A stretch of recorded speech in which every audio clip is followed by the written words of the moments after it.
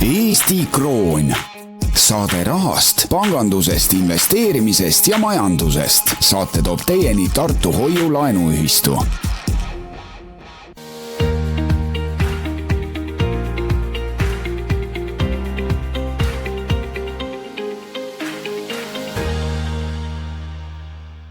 Tervitused kõikidele Ring FM-i kuulajatele ja ka teistelt platvormidelt meid kuulajatele. Käes on esmaspäev, jällegi on Eesti Krooni saateaeg.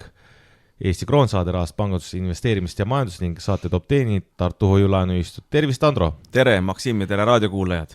Kuule, ma saan aru, et nüüd on see nädal on käes, see valimiste nädal, et pühapäev on see päev, kui terendab siis see valimisvõit. Valimisvõit, no ma ütleks niimoodi, et kellelegi, ma ütleks niimoodi, et võib-olla terendab see tulemus, et mille nimel on siis tehtud tööd, no kui ma ei eksi, siis no, olgem ausad, sa vist oled, ütleme, selles KOV-i võitluse sees juba aktiivselt, no maikuust kindlasti, kui mitte osa aprillikuust. No jah, ikka olen, et on saanud tehtud ja on huvitav olnud ja väsitav ka ja tuleb edasi minna, ega aina väsitavamaks läheb kuni pühapäevani. No ma tahtsingi öelda, et see finiši sirge, et kuidas see tunne on, et ega veel nagu kett maha ei jookse, et jaksad selle viimase nädala veel vastu pidada? No näed, tulin siia stuudiosse ka ja et ei ole jooksnud. Jah, mulle tundub jah, et selline see viimane nädal on alati see kõige pingelisem ja siis kõige närvesöövam ja kui sa oled nagu mitu kuud kogu aeg selles nagu orav rattas pannud, siis see lõpp tahab kangesti ära vajuda, aga see ei tohi, see on see kõige pingelisem aeg või see kõige teravam aeg, see viimane hetk, kui valija teeb oma otsuse seal valimiskasti juures. No nii on, jah.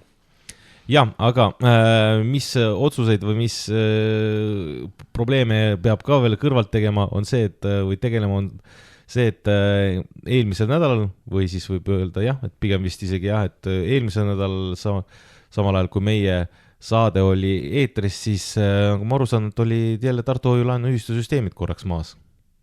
Ja hästi korraks, jah, selles mõttes. Ja, aga mitte Tartu Hoiu-laenuühistu on meie teenusepakkuja süsteemid olid maas.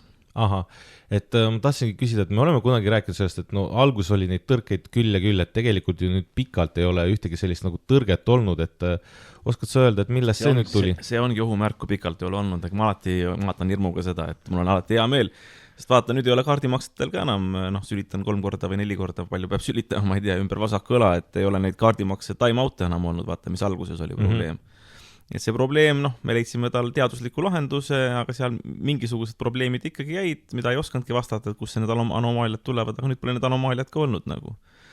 Aga see selleks, et vaata, ongi pikalt nagu hea olnud, et kus nad tulevad, ma ei tea, kus nad tulevad, ega vaata, süsteemid alati muutuvad, et meil on ju mitmed teenusepakkujad seal vahel ja siis on vaheteenusepakkujad, neil on omakorda teenusepakkujad, jookseb kuskilt kellelgi maha näiteks internetiühendus või ütleme seal tulemüürid, IP-aadressid muutuvad asjad, sest need konkreetselt on ju seotud väga konkreetsete IP-aadressidega ja portide ja asjadega ja ma täpselt ei ole nüüd selle alla inimene, IT-inimene, et ei oska täpselt kirjeldada ja ei taha kirjeldada ka, aga ühesõnaga väga keerukas süsteem ja kui üks mutter paigast ära läheb, et siis kukubki ära. Et keegi ei ole kuskil oma tööd korralikult teinud, see on lühike aus vastus.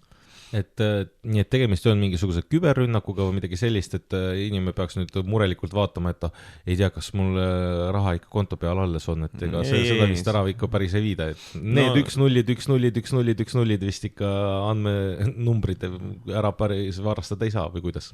Ei, teoreetiliselt ju saab, aga väga keeruline on, et ma ei näe, et Tartu Hoiu-laenuühistus saaks seda teha. Et küberrünnakud on piisavalt olnud, see viimane ei olnud küberrünnak, aga andmetel ei ole kunagi ligi saadud.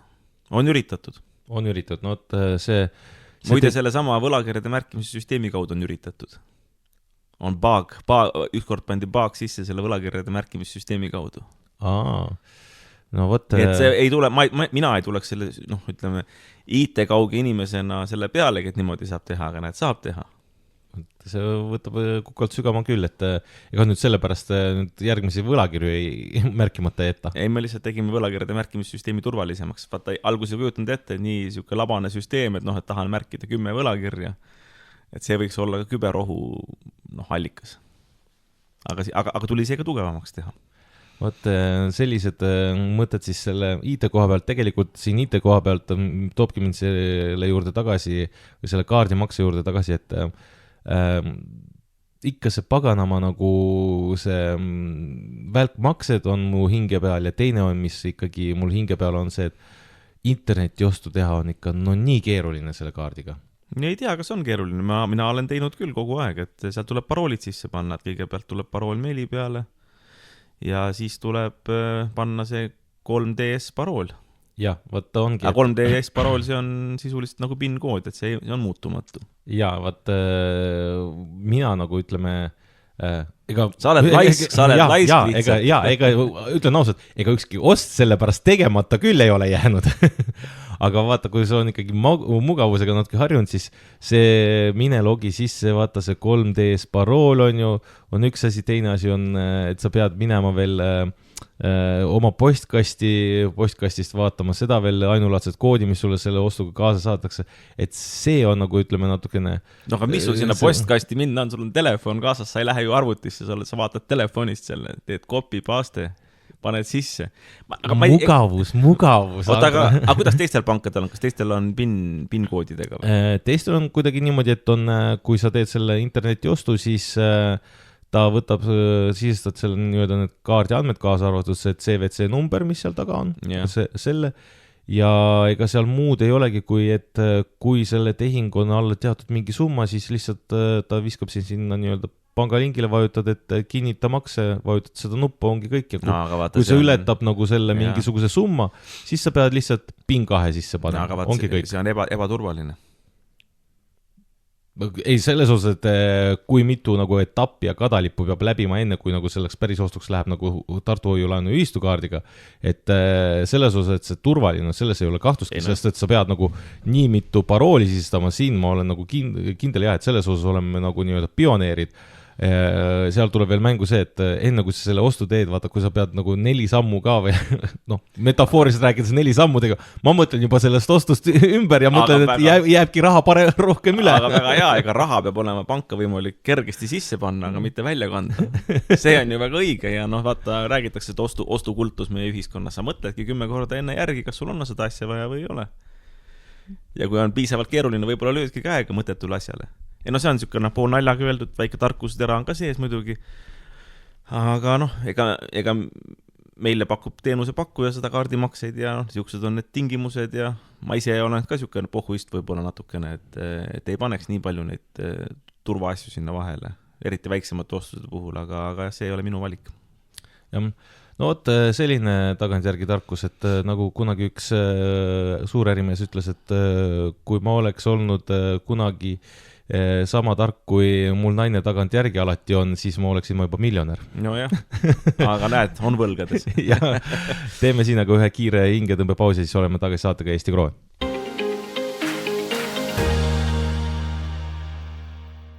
Oleme tagasi saatega Eesti Kroon, saade rahast pangandusest investeerimisest ja majust ning saate toob teeni Tartu Hoiulaenu ühistu.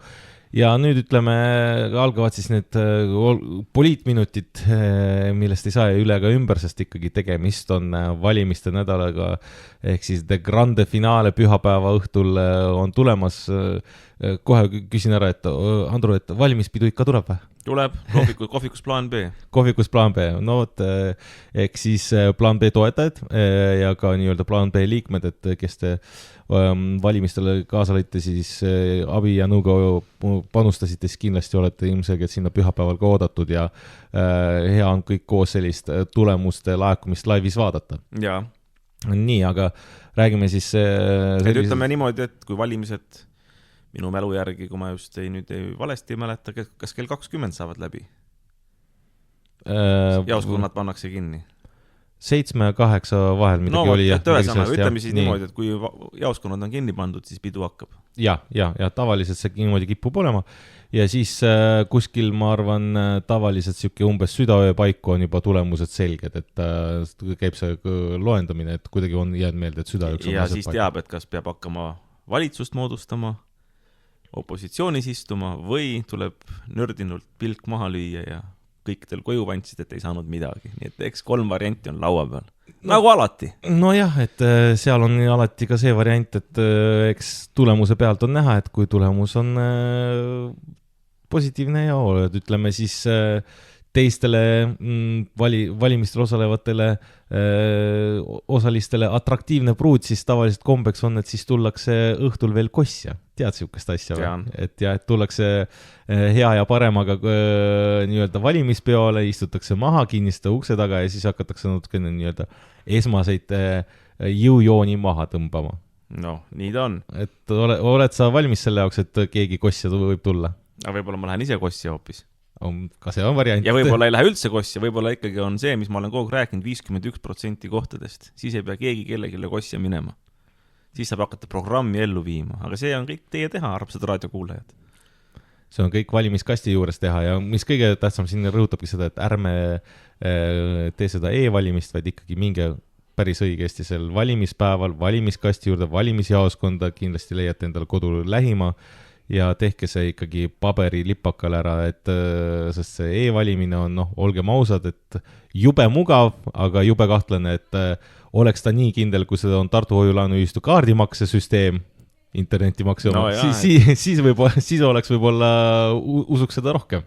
Aga näed, vaata, ütled õige asjad, aga miks ei võiks olla näiteks taoline süsteem?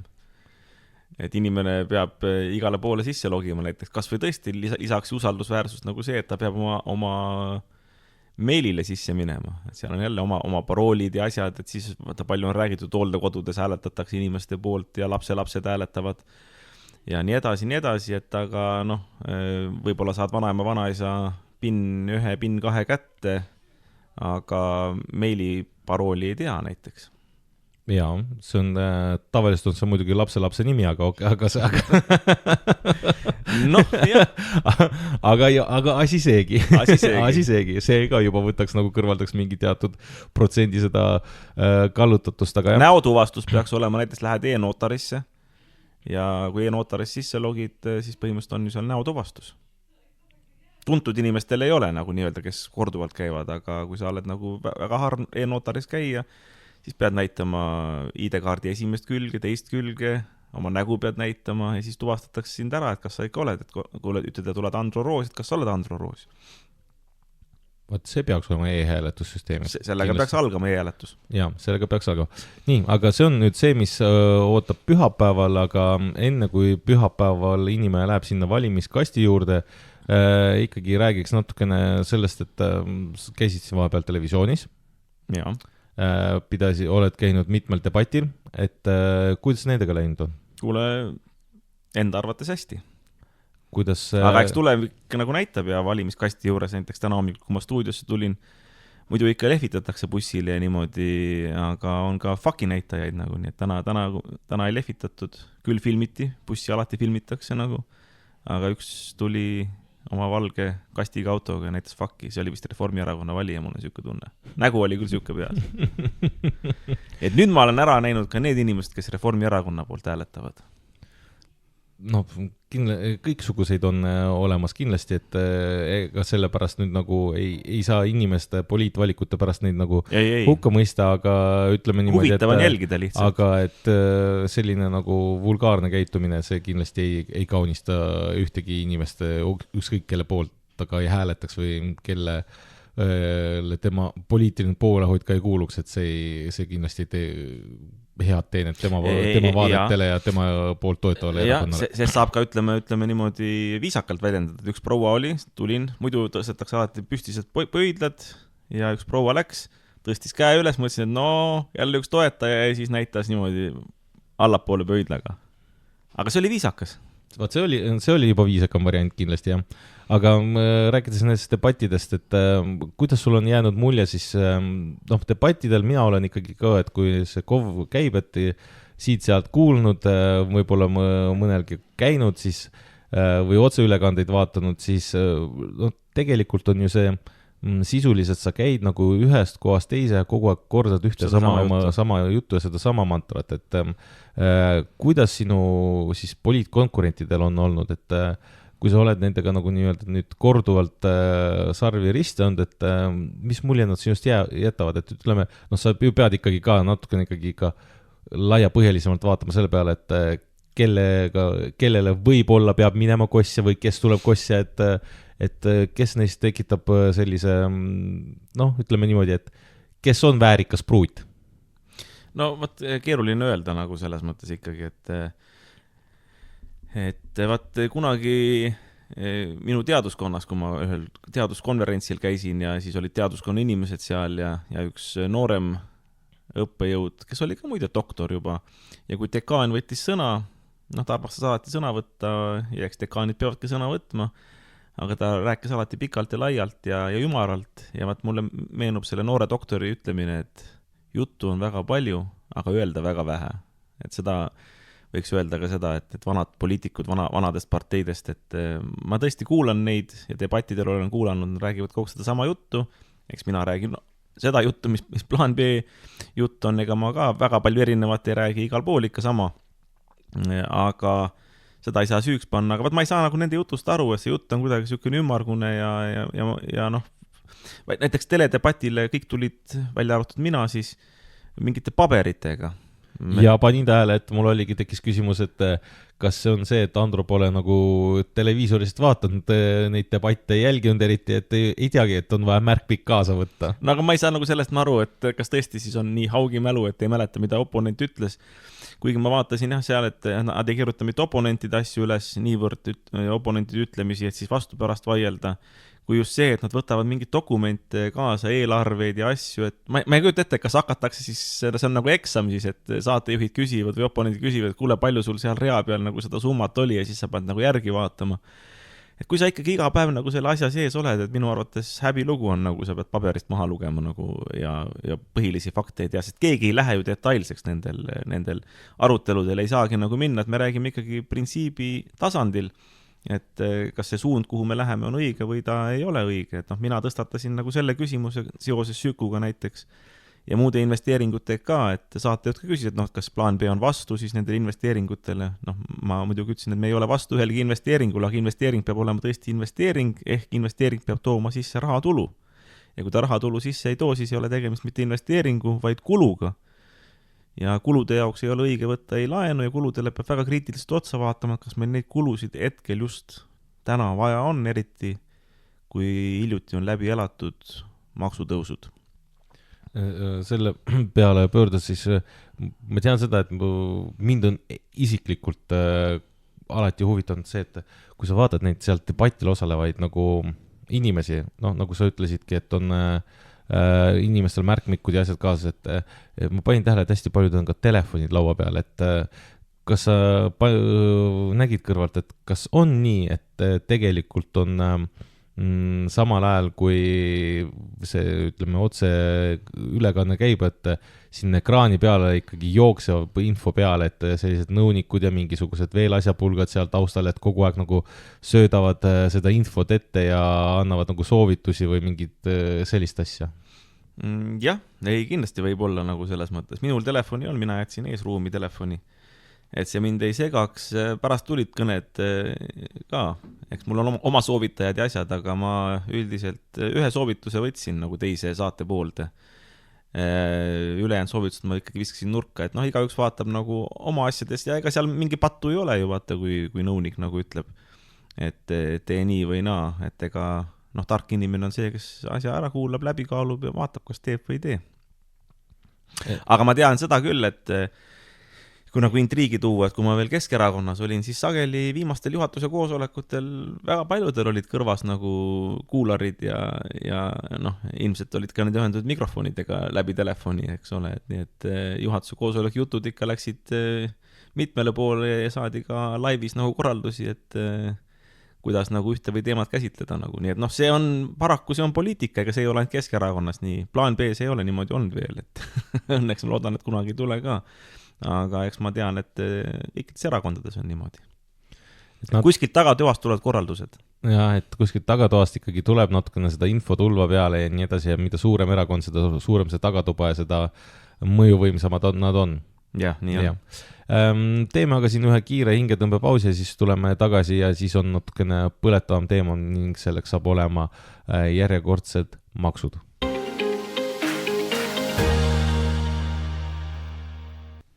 Oleme tagasi saatega Eesti Kroon, saade rahast, pangandusest, investeerimist ja majandusest ning ka näppu otsa täiega poliitikast täna. Saate toob teinud Tartu Hoiu Laenuühistu ning stuudios Andor Roos ja Maksim Romanovs. No, ütleme niimoodi, et sinu üks valimisloosungeid on olnud siiamaani kogu aeg, et ikkagi need maksud, aga see on selline asi, mida olgem ausad, KOV-il või siis linnapeana sa ei saa määrata seda riigi maksupoliitikat suunata ja nii edasi, välja arvatud see ilmselt üks maks, mida ilmselt saaks. No vaata, ma nii parandan, et ikkagi eriti suured omavalitsused saavad küll teha ettepanekuid nõudmiste vormis. Noh, õigemini nõudmisi ettepanekute vormis, ettepanekuid keegi ei keela teha ja mida suurem omavalitsus, seda rohkem Vabariigi Valitsus ja Riigikogu peab neid kaaluma ja lõpuks ka arvestama, eriti kui seal taga on nagu rahvas. No nii palju me oleme aru saanud, et ega meil siin see, et kui Tartu mingil teemal, mingi maksu osas hakkab trummi lööma, et ega keegi siit tartulasi ikka ei kuule seal suurel kõrgel Toompeal. Võib-olla ei tahetagi kuulata, sellepärast vaata, sama partei on juba Tartus võimul ja riigis võimul ja kui Tartu linnapea on ka Reformierakonna aseesimees, siis väga keeruline on nagu mõista, et miks peaks Tartu linn minema riigi vastu kohtusse, kui samas võiks selle ära lahendada Reformierakonna juhatuse laua taga. Ja. Aga see selleks, maamaks tõesti, kui juriidiliselt võtta niimoodi, et ta on niimoodi, et see on kohaliku omavalitsuse määrata, eks kohalike omavalitsuste eelarve on pingeline, ma mingis mõttes saan aru, miks on mindud selle peale, et omavalitsused hakkavad järjest räigemalt maamaksu tõstma. Tartu järgmisel aastal tõstab 50%, aga nagu ma planeeringu arengukomisjoni liikmena kuulsin, järgmise 5 aasta perspektiivis abilinnapea Meelis Leit Isamaast ütles välja, et perspektiiv on igal aastal tõsta maksimummääras maamaksu, ma isegi nägin neid tabeleid ja numbreid, kus seal siis maamaksu miljonid nagu tõusid eelarvesse, igal aastal topelt, tõsta siis 100% aastas. Ehk me jõuame väga kiiresti nagu väga halbade numbriteni maksumaksjate jaoks. Et sul on maa ja sa pead sisuliselt selle ütleme, linna eelarvesse maksma, et kas on niimoodi, et 1% maa maksustamishinnast on see lagi, eks ole. Aga vaata, kui sul on maa linnas, siis ega ei ole harvad need juhud, kui selle väärtus näiteks on 1 000 000 eurot. No võtame nii, 1 000 000 eurot. Aga 1 000 000 euro pealt jõuad näiteks nende 100% maksutõusudega kiiresti sinna, teise miljonini. Mitte teise miljonini, vaid selleni, et sa maksadki 1% sellest miljonist, maksad 10 000 eurot aastas Tartu linnavalitsusele. Jah, ma saan aru, et praegu oponendid ütlevad seda, et kodualune maamaks on vabastatud. Aga tead, mis ma vastu ütlen? Ma vastu ütlen seda, et 2 aastat tagasi, kui see uus hindamine tehti maadele, võeti ka maamaksu muudatus vastu ja siis oli ette nähtud kaitsemeetmeks, et omavalitsus ei või tõsta üle 10% aastas maamaksu võrreldes eelmise aastaga. Aga õige pea, kuna omavalitsused hakkasid trummi lööma, raha ei ole, riik ei eralda, nagu eelarvetes kahmab kõik endale, paneb nii-öelda sellesse kaitsekuludesse, kust audiitoritel ka isegi on keeruline aru saada, kuhu tegelikult rahad on liikunud. Et tühistati ära see kaitsemeede ja pandi, et 10–100%. Ja nüüd me sinuga arutamegi siin seda, et kes on siis 50% pannud ja kes on 100% pannud. Et ikka päris karm on nagu see, et kui topelt hakkab sul maamaks tõusma. Ja siit ma ütlengi nagu vastu see, et täna on Tartus kodualune maamaks vabastatud. Aga uuel aastal enam mitte, et uuel aastal tuleb hakata maamaksu tasuma ka kodualuse maa eest, jah? No siis on oponendid mulle alati näkku valetanud, kui ma olen selle välja toonud, et siis nad on rääkinud tänasest päevast ja eilsest päevast. Aga tõesti, kui kodualuse maamaksu eest tuleb maksta, ma ütlen sulle, Maksim, et vaata, kui me ehitasime Paju tänava kortermaja, siis me ostsime selle krundi toonastes hindades, see oli umbes täpselt 150 000 eurot. Täna ei saa 150 000 euro eest mitte midagi Tartus. Ma arvan, et täna see krunt maksaks selle Paju tänava koha peal ainuüksi ilma majata. Ta maksabki mingisugune 600 000 ja miljoni vahel. no kõik sõltub sellest, kui palju ehitusõigust alati määratakse, seal oli minu mäletamist mööda 10 korterit ja nüüd vaata, kui sa hakkadki mõtlema nagu seda, et see ongi 1 miljon selle maa hind ja kui sa ütled, kodualune maamaks ära kaob, seal Paju tänav 11 miljon, 1% sellest on 10 000, seal on 10 korterit, iga korter hakkab aastas maksma 1000 eurot. 1000 jagada 12-ga, noh, see on sisuliselt mingisugune 80-90 eurot kuus. Aga 80-90 eurot kuus maamaksu eest maksta, leida juurde nagu täiendavalt see, et ega see kerge ei ole. Mul ei ole sellist raha, liiks vabat raha veel, et kui ma olen oma maksud kõik asjad ära maksnud, ega mul veel 80 eurot ootamatut või siis nii-öelda uut väljaminekut ei oleks küll võtta. Ja vaata, nad ütlevad, et isegi kui on see kodualune maamaksu vabastus, aga väga paljud elavad üüripinna peal. Ega maaomanik peab ju maksma selle maamaksu ära. Nii. See tähendab seda, et ta kasseerib üürniku käest sisse selle raha, ega see jõuab varem või hiljem inimesteni kohale. Või Tartu küljes on ka ju see Tähtvere vald, kus on põllumaad, metsamaad, see kõik mõjutab ju toiduainete hinda näiteks või küttepuude hinda näiteks. Kui metsamaa eest pead hakkama maksma lõpuks seal 10 000 eurosid maamaksu, siis see väljendub kõik küttepuude hinnas näiteks. Või ehitusmaterjalide hinnas. Jah, et kui senimaani kehtis selle maksuvabastus, siis nüüd oli kohalikel omavalitsustel võimalus kehtestada enda maksuvabastus, mis võib olla maksimaalselt 1000 eurot, et midagi siin nagu saab, ulatatakse abi, aga sisuliselt point jääb samaks, et miks me nagu sel teemal väga nagu tahan peatuda, ongi see, et nendest debattidest on alati jäänud kõlama ikkagi see lause, et inimesed kolivad Tartu linnast ära ümbruskaudsetesse valdadesse ja peaks nagu kuidagi leidma selle võimaluse, et neid siin ikkagi Tartu linnas kinni hoida, et nende pealt siis laekuksid maksud ja nii edasi, siis ehitame tara ümber Tartu. et ütle mulle, et mis moodi siis käib, et kui nüüd on Tartu linna tuleb 50%-line maamaks, on ju, siis Tartu vallas on see, oli 30%, Luunja vallas 20% ja Nõo vald 25% ja Kambja vald 20%. Kui siin need on need ümbritsevad vallad, kuhu me oleme neid elanikke kaotamas, kehtestatud nagu poole võrra väiksemad, kui mitte poole teise korra võrra väiksemad maamaksud, et vist nagu natukene läheb ristipidi see lubatu ja räägitu võrreldes sellega, mis reaalsus on. Nojah, ega ta niimoodi on, et aga ma ütlen sulle, et see on ühelt poolt mõttelaiskus, teiselt poolt tänu Jumalale, et need omavalitsused iseseisvatena alles on Tartumaal veel. Et ei ole kõik Tartu alla liidetud, sellepärast, et planeeringu arengukomisjonis ja volikogus on küll pidevalt sellised ekspansionistlikud meeleolud, kus tahetakse nii Luunja vald, Tartu vald ja kõik, mis siin ümberkaudu on, liita Tartu linna alla, mis minu arvates ei ole õige. Mina ütlen seda, et omavalitsused tuleb väiksemateks teha, mitte suurteks kokku liita. Et see toob rahvale võimu lähemale ja lõppkokkuvõttes tehakse majanduslikult mõistlikumad otsused ka, sest siin on räägitud mastaabiefektist, et omavalitsused on kokku pandud, et siis ametnikke on vähem ja kulusid on vähem, tegelikult kõik need kulud on kasvanud ja ametnike arv ka. Siin koha peal vist on hea Pärnu näide, mis on Eesti suurim omavalitsus järelikult. Ja inimesed saavad teenused vähem kätte, et Pärnu pealt ma võingi öelda, emal on seal kinnistud ja minu lapsepõlve kodu ja nii edasi, et enne kui Paikuse vald oli, siis lume lükkamisega ei olnud probleeme, lumi oli hommikul kella 7 lükatud küladest ja igalt poolt, kus inimesed ka tööle pidid saama. Nüüd ikkagi tuleb poole päevani oodata ja mõnikord jõua sahk siis samal päeval isegi kohale, kui lumesadu on olnud, et jõuab siis kohale, kui lumi juba sulama hakkab.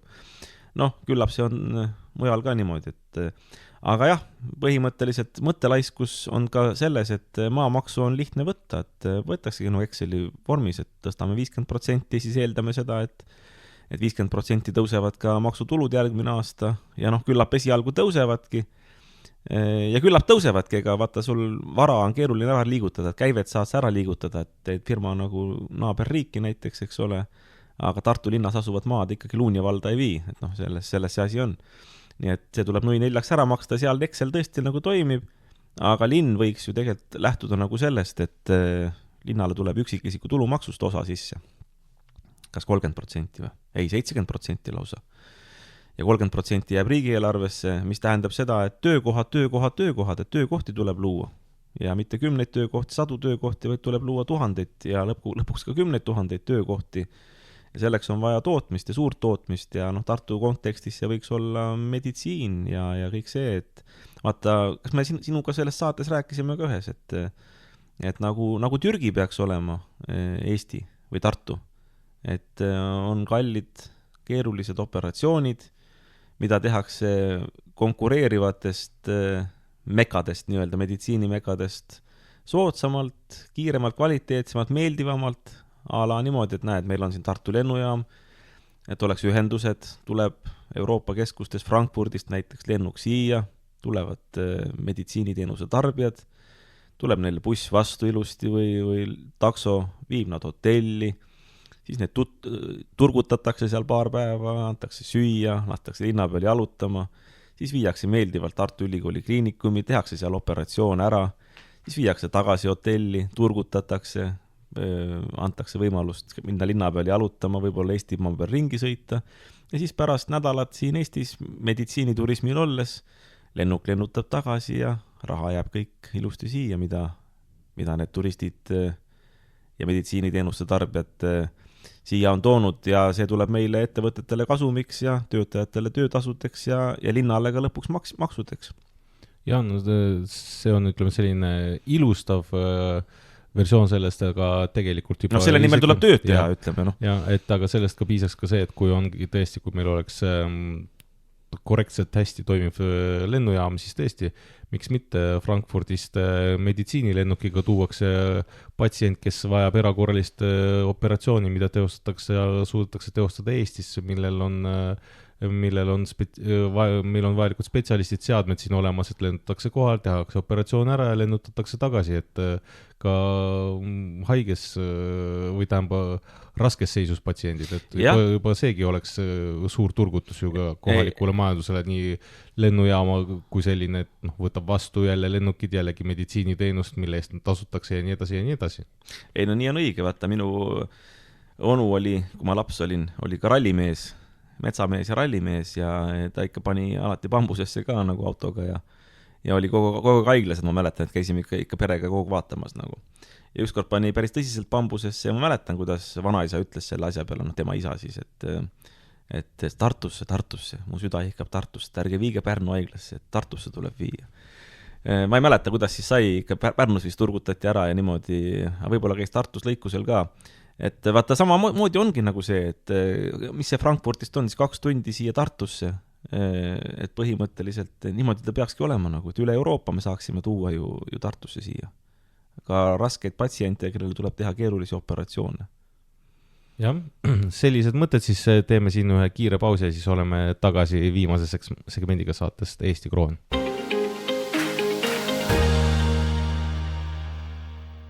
Oleme tagasi saatega Eesti Kroon saade rahas pangandust, investeerimist ja majandust ning sel nädalal ka näpuotsaga täiega ka poliitikast, siis ütlemegi siis selle segmendi lõpuks võtame siis lõppakordlikult kokku, et Andrus, see on nüüd viimane võimalus veel meie kuulajatele avaldada muljet või siis kallutada nende arvamust, et sinna valimiskasti juurde tulekule hääletada kas sinu poolt või siis mõne muu plaan B kandidaadi poolt, et mis oleks su üleskutse?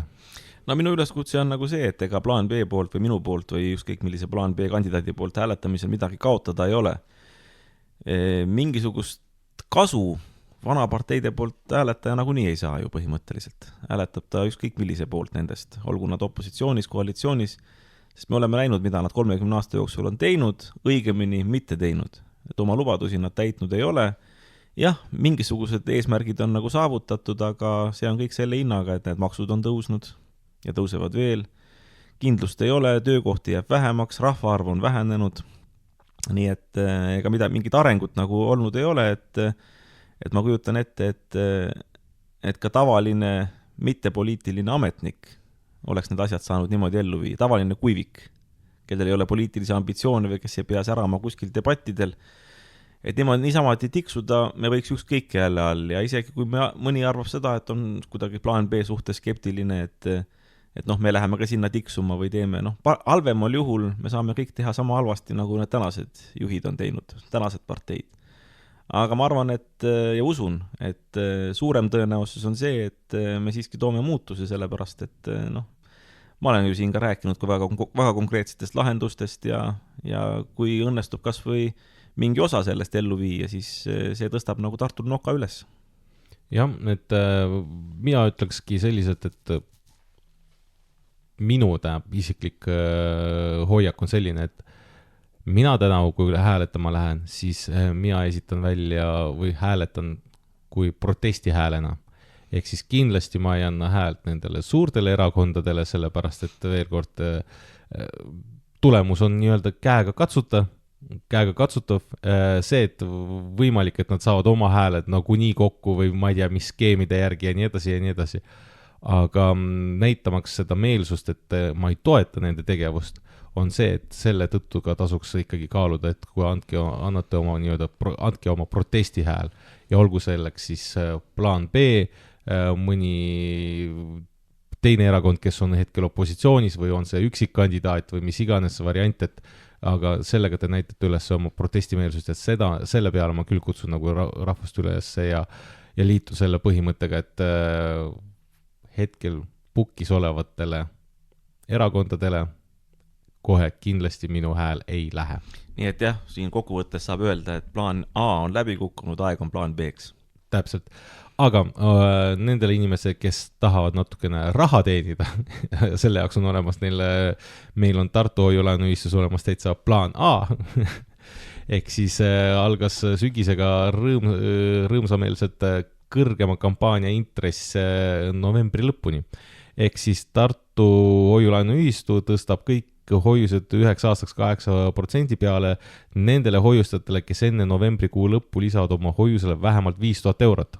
Nii et uus hoiuse intress hakkab kehtima kohe ülekande hetkest ja aasta möödus läheb hoius automaatselt tagasi tava intressimäärale. Et oleme siin läinud ka siis, võib öelda selle hoiuse hullutamise kampaaniaga kaasa, aga 9 aastaks me ei hakka lubama seda, et meil on pidevalt ja tegelikult 8 ei ole 10 ega 12, mis siin need ühistud, kes nüüd kohtuuksi käivad, kulutavad, et me jääme ikkagi mõistuse juurde, nii et see on täitsa realistlik ja saavutatav ja sellised ambitsioonid on Tartu Hoiu-laenuühistul ja saabki liituda siis novembri lõpuni, minge tartuhly.ee, saate ilusasti seal kogu vajaliku info ja kui teil ei ole üldse mingit hoiust, siis saate ka selle vormistada kohe 8% peale 9 aastaks, et võttes arvesse, et mõni hoius on meil lausa ainult 3%-line, 3,5%-line, siis see on ikka märkimisväärne tõus, et ma arvan, et see on niisugune positiivne uudis. Nii on, kasutage juhust ja üldiselt ega siin vist muud ei olegi öelda, kui et Andro, et sulle jõudu jaksu ja vaatame siis pühapäeval pingsalt kõik seda valimistulemuste laekumist ja ma oskagi uuel esmaspäeval kohtume. Ma tahtsin just öelda, et ei tea, kas uuel esmaspäeval enam kohtume, et äkki on valimistulemus selline, et härra on, võib öelda, et ongi linnapea valmis, et enam äkki ei kõlba meil siin tavarahva ja raadiokuulajatega enam esmaspäeviti käia siin vestlemas ja rääkimast. Ärge muretsege, vana roos tuleb ikka siia.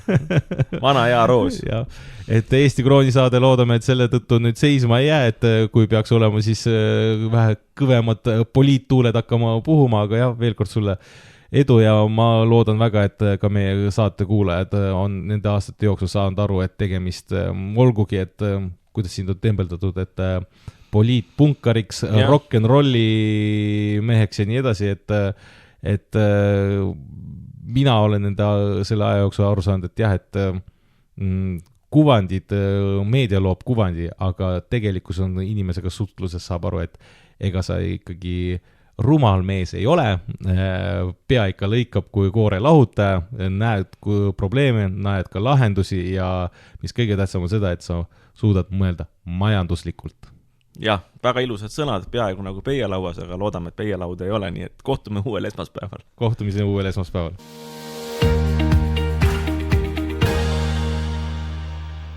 Eesti Kroon. saade rahast, pangandusest, investeerimisest ja majandusest. Saate toob teieni Tartu Hoiu-laenuühistu.